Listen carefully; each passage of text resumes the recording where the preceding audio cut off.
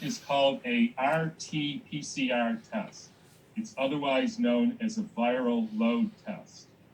And the test is a surrogate test.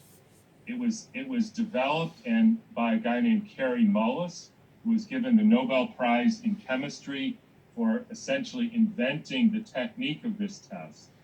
And he said very specifically, you cannot use this test to either prove infectious etiology or to diagnose an infectious disease, which of course is interesting because if you can't use it to diagnose an infectious disease, that of course begs the question of what can you use it for?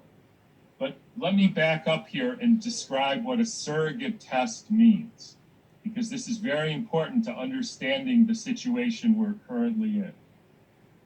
A surrogate test means that in a situation where you're trying to prove causation, you have to have a gold standard test. And those postulates, like with meningococcus, that is a gold standard test. It's reliable 100% of the time. You cannot use a surrogate test to prove anything.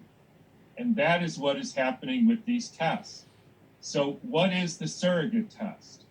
So remember that we don't have a gold standard. We don't have isolation, purification, reinfection. We don't have viremia. We don't have millions of copies demonstrated on an electron microscope. We essentially have no idea who has this coronavirus disease. So then they take a piece of one of the coronaviruses, the new one that they found. It has a new RNA sequence that hasn't been found before.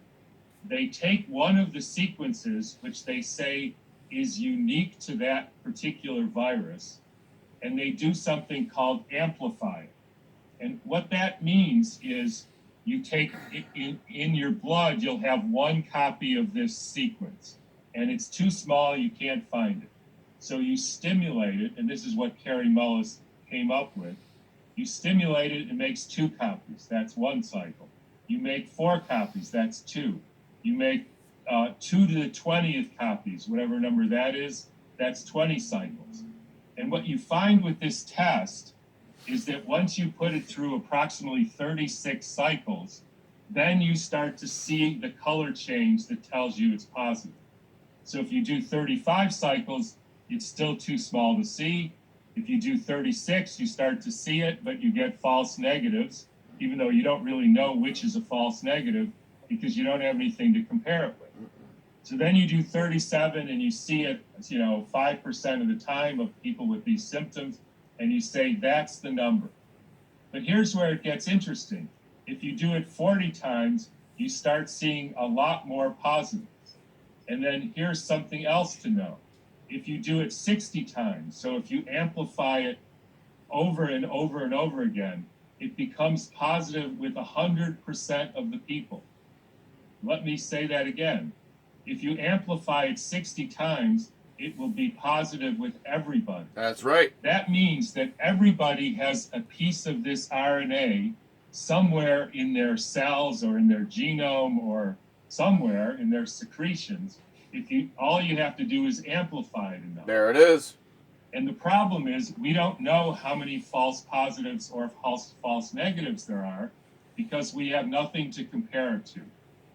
And if all biological tests have false positives, so if you test 30 million people and you have a 1% false positive rate, then 300,000 people by definition will test positive, and then you have an epidemic. And then if you want to demonstrate that the epidemic got better, all you have to do is lower the amplification cycles to 35, and then suddenly your vaccine works. C or your vaccine or your chloroquine or whatever you did worked, and now there's no more people testing positive. Exactly. There it is. That is fraught with problems, and that is the problem. Yes, sir, it is. Unfortunately, with every country has their own standard of what kind of cycles they put it through, the number.